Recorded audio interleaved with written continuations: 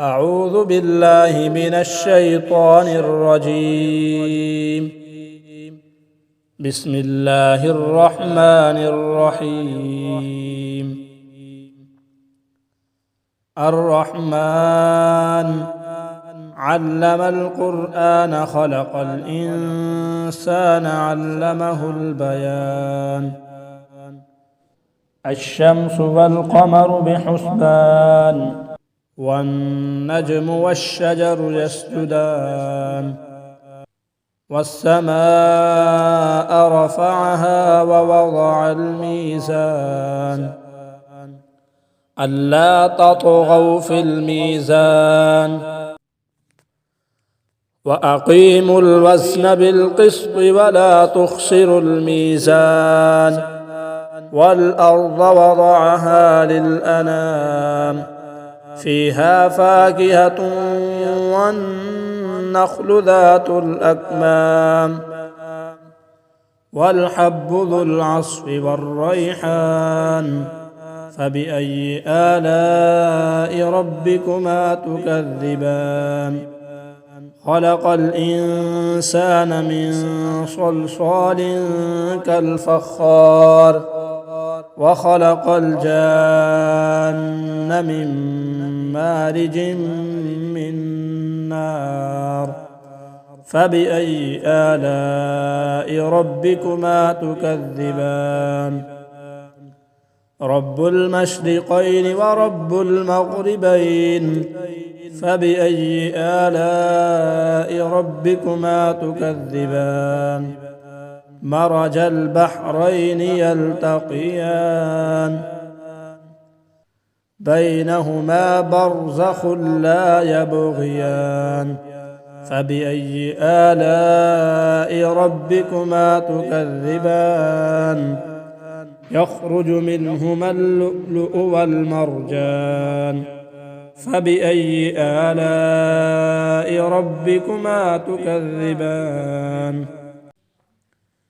وله الجوار المنشآت في البحر كالأعلام فبأي آلاء ربكما تكذبان كل من عليها فان ويبقى وجه ربك ذو الجلال والإكرام فبأي آلاء ربكما تكذبان يسأله من في السماوات والأرض كل يوم هو في شأن فبأي آلاء ربكما تكذبان سنفرغ لكم أيها الثقلان فبأي آلاء ربكما تكذبان يا معشر الجن والإنس إن استطعتم أن تنفذوا من أقطار السماوات والأرض فانفذوا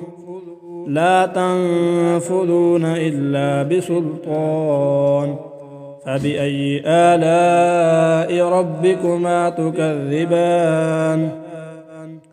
يرسل عليكما شواظ من نار ونحاس فلا تنتصران فبأي آلاء ربكما تكذبان فإذا انشقت السماء فكانت وردة كالدهان فبأي آلاء ربكما تكذبان فيومئذ لا يسأل عن ذنبه إنس ولا جان فبأي آلاء ربكما تكذبان يعرف المجرمون بسيماهم فيؤخذ بالنواصي والأقدام فبأي آلاء ربكما تكذبان هذه جهنم التي يكذب بها المجرمون يطوفون بينها وبين حميم آن فبأي آلاء ربكما تكذبان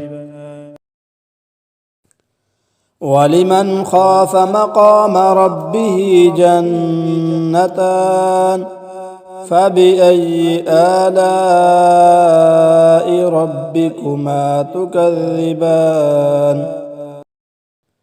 ذواتا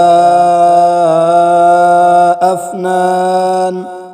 فبأي آلاء ربكما تكذبان فيهما عينان تجريان فبأي آلاء ربكما تكذبان فيهما من كل فاكهة زوجان فبأي آلاء ربكما تكذبان متكئين على فرش بطائنها من استبرق وجنى الجنتين دان فبأي آلاء ربكما تكذبان فيهن قاصرات الطرف لم يطمثهن إنس قبلهم ولا جان فبأي آلاء ربكما تكذبان كأنهن الياقوت والمرجان فبأي آلاء ربكما تكذبان هل جزاء الإحسان إلا الإحسان فبأي آلاء ربكما تكذبان ومن دونهما جنتان فبأي آلاء ربكما تكذبان مدهامتان فبأي آلاء ربكما تكذبان فيهما عينان نضاختان فبأي آلاء ربكما تكذبان فيهما فاكهة ونخل ورمان فبأي آلاء ربكما تكذبان فيهن خيرات حسان فبأي آلاء ربكما تكذبان حور مقصورات في الخيام فبأي آلاء ربكما تكذبان لم يطمثهن إنس قبلهم ولا جان فبأي آلاء ربكما تكذبان متكئين على رفرف خضر وعبقري حسان فبأي آلاء ربكما تكذبان